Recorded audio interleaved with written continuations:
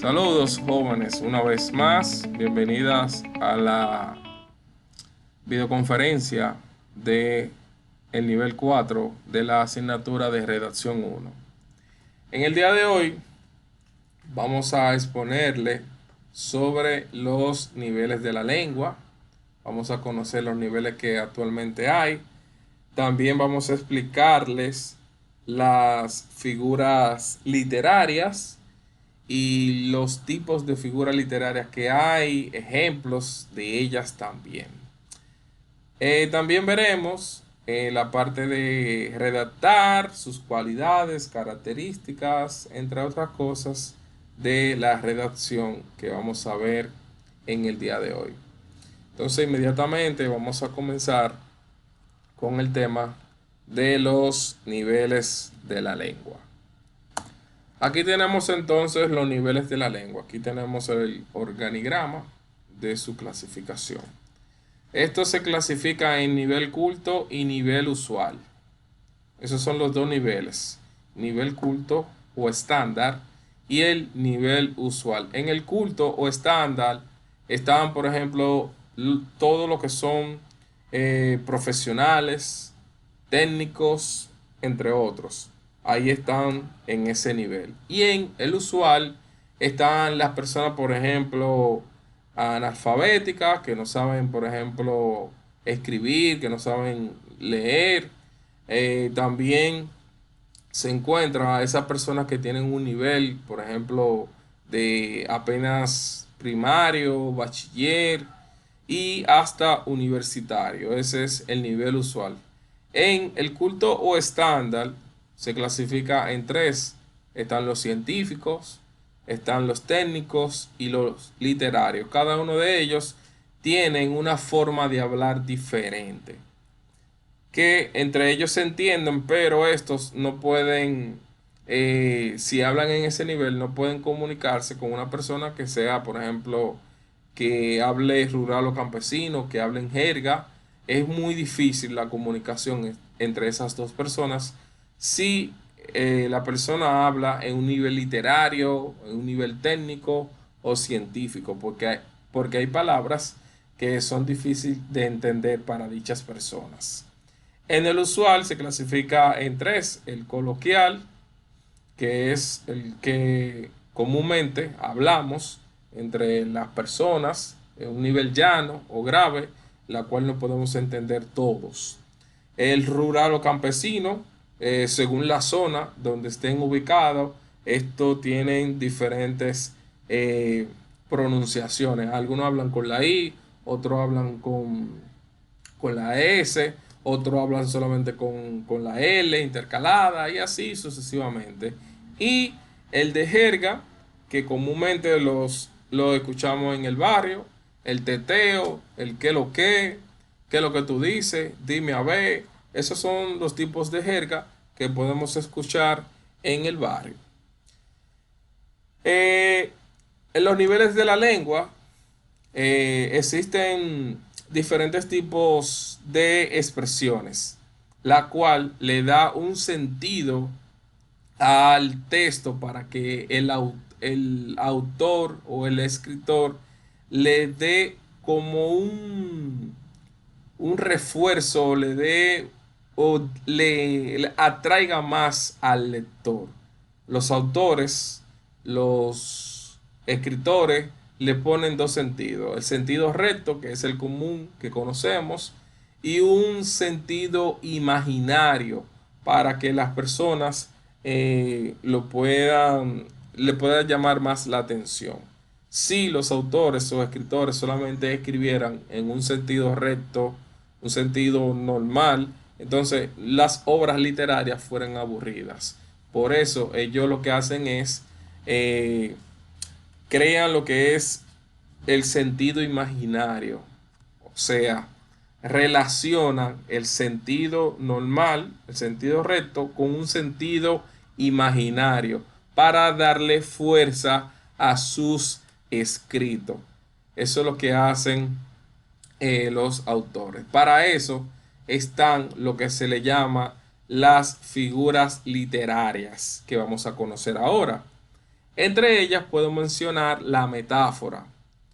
La metáfora es una de las figuras que más se utiliza, ya que ésta permite dar giros muy, pero muy elegantes. Es una figura retórica en la que establece una relación de semejanza entre dos términos y algunas características o cualidades que existen entre ambas. Es como cuando hablamos en doble sentido. En la metáfora hacemos referencia poética a esa característica que queremos resaltar con algo imaginario y decimos lo mismo pero de forma más elegante. Entonces, la metáfora lo que convierte el sentido recto a un sentido imaginario. En esa frase o en esa metáfora están ambos sentidos, el recto y el imaginario. Lo que hace es la metáfora que le da ese giro elegante para que no sea aburrido ese texto. Aquí tenemos varios ejemplos. Por ejemplo, alma de acero, corazón de cristal. Alma de acero sería el sentido recto y corazón de cristal es el sentido imaginario. Tus cabellos, sentido recto, de oro, ese es el sentido imaginario. Ustedes ven, no es realizando una comparación, porque comparación es otra cosa. Aquí lo que hace es que le da un giro. Otro ejemplo, blanco algodón nubla el cielo hasta llorar. Mi abuelo, en el ocaso de sus días, lucha por la vida. Esa es la metáfora. Otra figura literaria es la comparación. Esta figura permite comparar un hecho imaginario con uno real. O sea, el sentido imaginario otra vez y el sentido recto una vez más. ¿Para qué? Lo compara para darle una fuerza y gracia a ese texto. Esta figura literaria, también conocida como comparación o símil, expresa la semejanza que hay entre dos cosas. Se le reconoce porque siempre, siempre, jóvenes, usa la palabra como. La comparación siempre va a utilizar esta palabra, la palabra como. Es una figura literaria de significación o tropos. Ahí ustedes ven diferentes ejemplos de la comparación y en todas ellas está la palabra como. Ya usted sabe que esa es una comparación, pero no es porque esté siempre la palabra como. También debe de existir el sentido imaginario y el sentido real. Recuerden eso. Por ejemplo, tu pelo cae a tu espalda como cascada embravecida. Ahí vemos claramente cuál es el sentido real y cuál es el sentido imaginario. Después que me dejaste, he quedado como semilla en el granero. La arena tan caliente como el sol que la saludaba. Valiente como un toro. Y así sucesivamente podemos seguir agregando otra figura literaria que es la ironía. La ironía consiste en expresar en tono de burla todo lo contrario de lo que realmente significa la palabra. Esta es una figura literaria en la que se intenta dar a entender lo contrario de lo que se está diciendo. Esta, eh, la ironía, existe otra figura del lenguaje, por ejemplo, el sarcasmo, que es la manifestación de una burla por medio de la ironía. En vez de calificar negativamente a alguien, se lo califica positivamente para que él y todos los demás consideren que obviamente se trata de una crítica encubierta. No deben de confundir La ironía con el sarcasmo son totalmente diferentes, ya que este tiene una intención más burlona, o sea, el sarcasmo es más burlón y más agresivo. Y suelen confundirse, pero no es lo mismo, recuerden eso. Aquí tenemos ejemplos de ironía. El examen estuvo fácil, ni Miguel pasó. En este país, la energía eléctrica es un faro eterno. Casi no comí. Está muy fea tu comida. Se la terminó toda. Otro ejemplo. Qué temprano llegaste, o sea, que llegó muy tarde. Esos son ejemplos de ironía. El epíteto. El epíteto es un adjetivo que se le agrega al sustantivo. O sea, son las cualidades que tienen los sustantivos. Eso es el epíteto. Las cualidades que tiene un sustantivo, o sea, el adjetivo. Aquí tenemos subrayado en los ejemplos todos los epítetos de cada uno de esos sustantivos. Por ejemplo, el sustantivo es el hombre y el adjetivo o el epíteto es fuerte. El hombre fuerte de mi país viaja constantemente. El fuerte hombre de mi país trabaja sin cansarse. Alejandro Magno fue el rey de Macedonia, Grecia y Oriente. Ramsés II el Grande. Esos son ejemplos del epíteto. La hipérbole, esta es una figura también literaria mediante la cual se exageran las cualidades de los seres o las cosas que se adquieran más para que adquieran más relieve. El propósito de esta es crear un efecto enorme y hacer hincapié en un punto específico. Aquí, señores, lo que hace es que se exageran las cualidades. Bien, se exageran las cualidades. Esas son las hipérboles. Por ejemplo, habla hasta por los codos. Huye hasta de su sombra. Te lo he dicho 1.000.000 de veces ya. Eso es una exageración. Deja de hacer el tonto. Tienes un corazón tan grande que no te cabe en el pecho. Esas son exageraciones. Por eso se le llama a esta figura literaria hipérbole. Cuando se exageran las cualidades, entonces a eso se le llama hipérbole. La paradoja. Esta figura trata de enlazar, aquí lo que se trata de enlazar dos ideas, las cuales hay aparente una oposición. O sea, son oposiciones, el fuego y el hielo, esos son opuestos. Entonces, lo que trata la paradoja es tratar de enlazar. Bien, tratar de enlazar.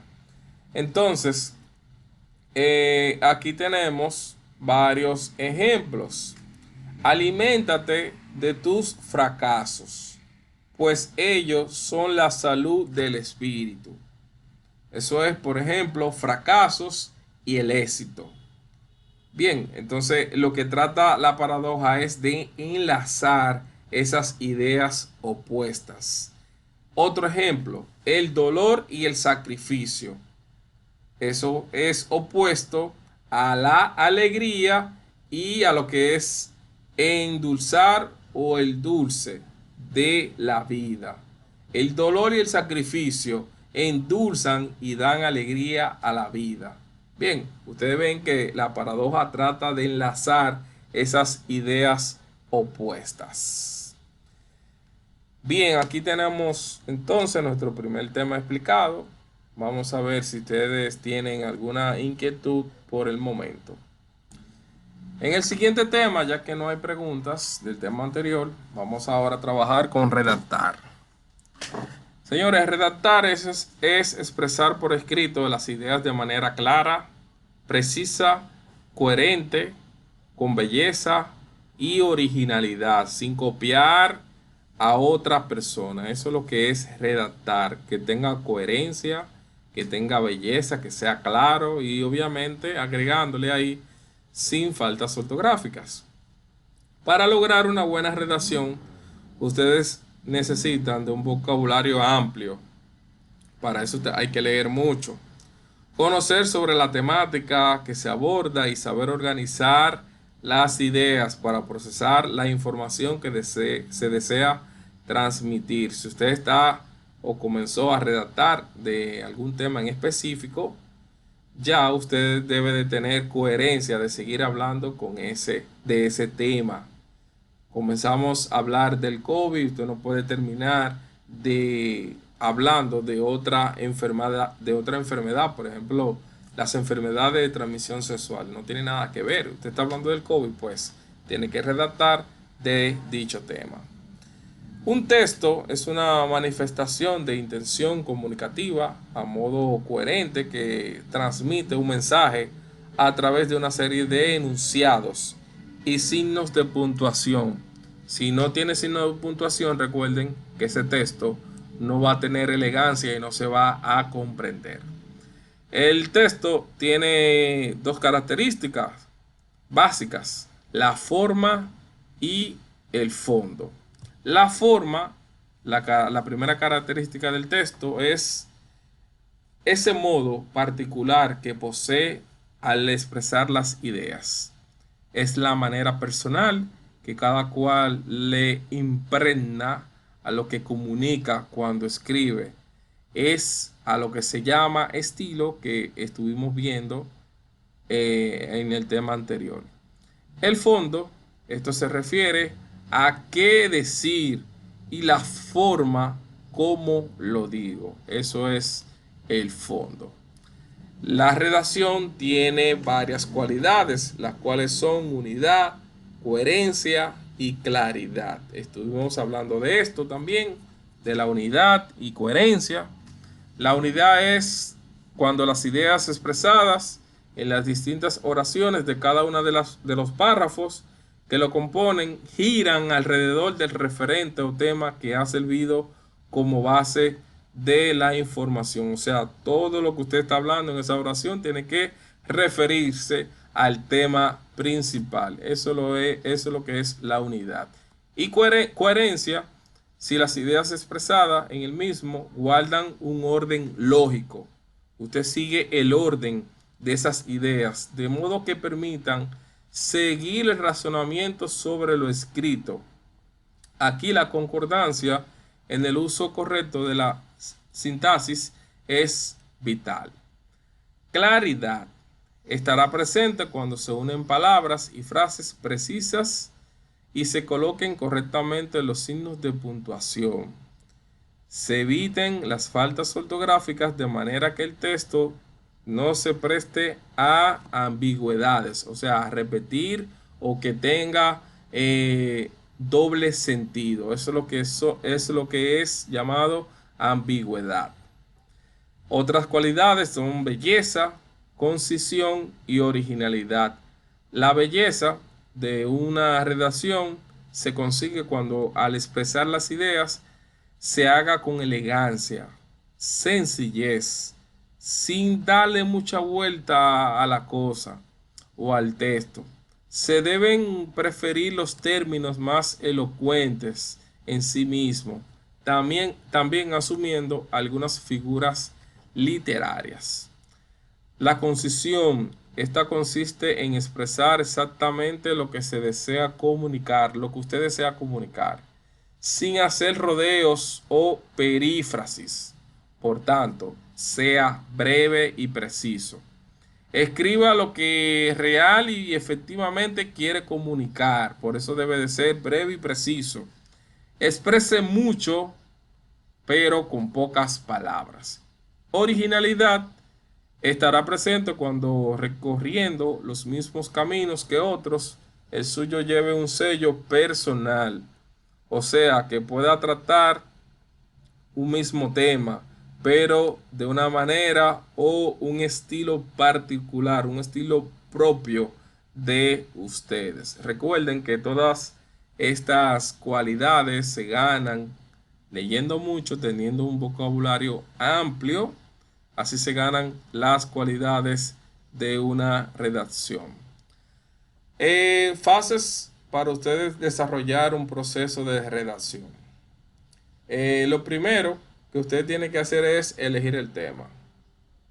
Luego de elegir el tema, usted prepara un guión con el orden de jerarquía e importancia que guarden las ideas sobre el tema, colocando las ideas que deben de desarrollarse en cada una de las partes de la estructura del texto. Estos son las tres partes que conocemos: introducción, desarrollo y conclusión. Recordando que la introducción y la conclusión se elabora de último después que usted realice todo el desarrollo. Usted realiza entonces la introducción y la conclusión. Eso se elabora de último. Otra de las fases es investigar. Si no se tienen suficientes datos o información sobre el tema, debe de investigar, leer sobre el tema seleccionado. Luego, redactar sin apuros ni rigor el primer borrador, o sea, todo lo que se sabe y se tiene a mano sobre el tema. Usted redacta lo que tiene, o sea, un borrador, un borrón, usted lo redacta con los conocimientos que posee hasta ese momento. Después usted deja reposar lo escrito, lo revisa para corregirlo tantas veces como sea necesario. Esta es la etapa más importante de la redacción y debe de rectificar lo que sea pertinente, o sea, corregir todo lo que tiene ahí. Finalmente, redactar el texto definitivo del borrón. Usted lo agarra y redacta el texto definitivo, tratando de que cumpla siempre las cualidades de una buena redacción. Esto es organizar las ideas de manera coherente con las cualidades de la redacción, que son la unidad, claridad, concisión y elegancia, conforme al plan trazado. Por ende, jóvenes, es importante realizar en todo un borrón o borrador y luego transcribir el texto original. Eso es una de las etapas más importantes. Técnicas para lograr hábitos de redacción. Debe de crear de hábitos de una buena lectura, leer periódicos, revistas, cuentos, novelas, lo que a usted le guste, pero con calidad. Incluso hasta yo puedo agregarle ahí una película con un buen guión, la que usted prefiera, una serie con buen guión, pero con los títulos activos. Usted está leyendo, aunque no lo crea, usted está aplicando la lectura y enriquece su vocabulario con esa serie o con esa película siempre y cuando usted active los subtítulos. También debe de analizar las lecturas de preferencia. Usted la analiza, no la lea por leer, usted la analiza. Trate de parafrasear, ya sabemos lo que es parafrasear, el estilo de los autores de su preferencia sin llegar al plagio. Ustedes saben que plagio es copiar lo que dice ese autor. Eso es plagio, automáticamente. Asimilar el vocabulario nuevo. Para asimilarlo, recuerden que ustedes tienen que buscar esas palabras desconocidas. Las deben de investigar para que asimile ese vocabulario. Tener siempre a mano un buscador de informaciones. Ya sabemos eso a qué se refiere. Tener un diccionario virtual o físico, como usted desee. Revisar siempre los conocimientos gramaticales. Y cada día intentar redactar, aunque sea una página, sobre un tema de la actualidad. Usted aplica, por lo menos interdiario, este último hábito, redactar una página de un tema de la actualidad. No es copiar, no es que usted vio en el periódico un tema y va a copiar lo que dice ahí. No, usted lo que hace es que agarra su cuaderno, o el mismo celular, si no tiene un cuaderno a mano, y va redactando un tema de la actualidad. Usted lo va redactando y va organizando las ideas de dicho tema. Sugerencias al momento de redactar. Para todo escritor, las palabras son sus más perfectos utensilios. Por tanto, mientras más vocabulario maneje, más fácil se hará cualquier redacción. Mantener siempre cerca un buscador de sinónimos y antónimos, ya lo he mencionado varias veces. Hay diccionarios virtuales que usted lo puede tener en su celular, eso no es problema. Antes de iniciar la redacción, se debe de preparar un guión o un esquema. Hablamos eso anteriormente. Así no se van a escapar las ideas básicas. Recuerden organizar un borrón, un esquema, y después usted va organizando en lo original eso que va a redactar. Se debe de tratar de particularizar y pulir el estilo. Es importante también evitar el uso de las palabras cosa, algo, cuestión. Debe de utilizar sustantivos y no los sustituya. Si usted sabe que específicamente usted va a hablar de algún objeto, que sepa su nombre, no lo llamen por cosa o por algo, llámelo por su nombre. Así que trate de evitar estas palabras. No abuse de los adjetivos y los adverbios. Se deben de usar solo lo necesario. Por ejemplo, usted no puede abusar de poner tanto pero, más, sin embargo, no obstante, debe de evitar utilizarlo muchas veces. Debe de evitar eso. También hay que evitar el uso de los barbarismos y solecismo, pues reflejan desconocimiento del idioma. En ortografía 3 se habló de barbarismo y solecismo. Se debe de evitar abusar del uso de algunos nexos como son, que, sin embargo, pues, el cual, pero, ya que, de que, aunque.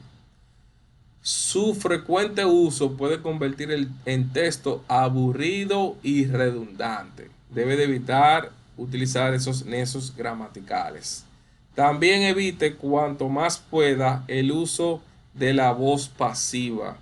A veces se cae en errores garrafales y el texto pierde vida. Por eso es importante agregar las figuras literarias. Deben de agregar el sentido imaginario para darle fuerza a sus escritos.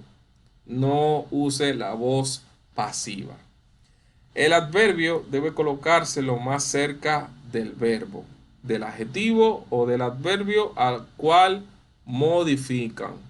Cuanto más cerca, mejor. El adverbio debe de colocarse lo más cerca del verbo. Evite la repetición de términos, sustituirlo por sinónimos. Es saludable para la comprensión del texto, para que todo el mundo pueda comprender lo que usted quiere decir. Sustitúyalo por sinónimos. Esas palabras, por eso se le enseñó a lo que es el parafraseo. Al finalizar es importante leer y corregir el texto tantas veces como sea necesario. Un buen texto es como la obra de un orfebre. Saber colocar los signos de puntuación es importante. Esto da sentido al texto. Ustedes saben muy bien esto, la importancia de los signos de puntuación. Se habló en la asignatura pasada. Se debe de tratar de construir oraciones y párrafos cortos. Colocar las oraciones tópicas al principio de los párrafos permite captar la idea central con facilidad y rapidez. Todo redactor debe de dar respuestas a las preguntas básicas. O sea, para ustedes realizar una redacción, ustedes deben dar respuesta a las siguientes preguntas: el qué, quién, dónde, ¿Cuándo? ¿Cómo? ¿Por qué? ¿Y para qué? Deben dar esas respuestas. La clasificación de los textos que se redactan son literario, expositivo o discursivo y científicos. Esa es la clasificación de los textos. Bien, jóvenes, hasta aquí esta explicación de nuestro tema del día de hoy. Vamos a pasar a las preguntas y después explicamos las tareas que tenemos pendientes para esta semana. La tarea de la semana 3 del tema niveles de la lengua y que es redactar. Semana 3. Tarea del manual, solamente hay una. Página 44. Si quieren, no vayan a la página 44 porque esta tarea yo la coloqué ahí completa, así que no hay necesidad de ir a la página 44. Segundo, esta tarea se debe o se puede realizar en la computadora. No hay problema, usted la puede realizar en la computadora, es válido. Esta tarea, repito, se puede realizar en digital, ahí lo dice, debe de realizar esta asignación en Word. El que no puede realizarlo en Word, pues va a tener que realizarlo manuscrito y obviamente va a, a tomar más lucha que los demás. Así que se la facilité esta tarea. Aunque la debe de realizar en Word digital, tiene que subirla en formato PDF. Esta tarea, Gracias. no hay problema. Esta tarea, usted simplemente va a hacer dos cosas. La primera es narrar un cuento. Recuerden que un cuento es algo imaginario, algo ficticio. Eso es un cuento, pero obviamente deja una moraleja. El cuento, aunque es imaginario, deja una moraleja. Usted va a sacar o va a seleccionar un personaje de sus preferencias. Recuerden que los cuentos pueden participar animales, pueden participar obviamente personas, pero no solo animales. Si hay solamente animales, entonces eso es lo que se le llama una fábula. Cuando esa redacción es solamente animales, eso se llama fábula. El cuento debe de participar eh, personas, animales, entre otros. En ese cuento, después que usted lo redacte o lo busque en internet, como usted prefiera, usted tiene que subrayar las figuras literarias que se haya construido en ese cuento. Ya se explicaron la figura literaria, metáfora, comparación, epíteto, hipérbole, paradoja. Debe de tener figuras literarias. Ese cuento, repito, debe de tener figuras literarias. Recuerden, usted lo puede crear, usted lo puede investigar, pero ese cuento me le debe subrayar esas figuras literarias, con colores si usted quiere, como usted desee. Esa es la primera tarea. La siguiente, aquí en la parte B, la siguiente es otra tarea ahí mismo. Esta, hay un texto. Mírenlo ahí. Ese texto, todo ese texto está desorganizado. Todo ese texto. No solamente eso, tiene faltas ortográficas. Mm, Falta de signo de puntuación. No tiene unidad, no tiene coherencia. ¿Qué usted va a realizar en ese texto? Usted simplemente lo va a corregir. Usted lo corrige. Si usted lo deja así, usted sabe que eso está mal. También debe de percatarse que debe de tener por lo menos 4 párrafos. Señores, se supone que ya a esta altura de juego, ustedes saben lo que son los párrafos. ¿Cuántos párrafos tiene ese texto que ustedes ven ahí? ¿Quién me puede decir cuántos párrafos tiene eso? Excelente. Eso tiene un solo párrafo. Entonces, usted lo va a convertir, lo va a organizar y lo va a tener que poner o lo va a tener que clasificar en 4 párrafos. Y no se le olvide eso. Entonces, debe de corregir las faltas ortográficas. Hay muchas, no le voy a decir cuáles, pero hay muchas faltas ortográficas que tiene ese texto. Usted la corrige, organice la coherencia, que tenga coherencia y que tenga los signos de puntuación que le falten. Así que ya ustedes saben, esa es la tarea. El valor de esta son 10 puntos. 10 puntos esta tarea. Aquí les recuerdo los requisitos, en qué la debe de realizar, en qué formato, las figuras literarias que debe tener la parte A. La parte B no necesita figuras literarias, solamente la parte A. Y ya, esos son los requisitos. Y como siempre, señores, tienen 21 días para realizar dicha tarea. Recordando que la tarea de la semana 1 o las tareas de la semana 1 cierran el próximo miércoles. La semana 1 cierra el próximo miércoles. La hora la dice la misma tarea. Por último, tenemos examen parcial la próxima semana. Por ende, no hay videoconferencia. ¿Qué pasa? Nos estaríamos viendo en la semana 5 con el grupo 3. Pero el próximo martes no hay videoconferencia, hay examen. El examen, ya ustedes conocen la temática, vale 20 puntos. Ahí lo tenemos. Y para ingresar al examen deben de pulsar la palabra aquí. Luego de pulsar la palabra, usted coloca su correo y sus nombres y apellidos. Recuerden que el examen tiene la duración de 24 horas. El martes a las 9 de la mañana se abre el examen. Miércoles a las 9 de la mañana se cierra dicho examen. Martes próximo a las 9 de la mañana se abre el examen. Miércoles 9 de la mañana se cierra el examen. Es todo por el día de hoy. Espero en Dios que le vaya bien en ese examen parcial. Para terminar, si tienen alguna pregunta, ha sido un placer haber estado con ustedes en esta tarde.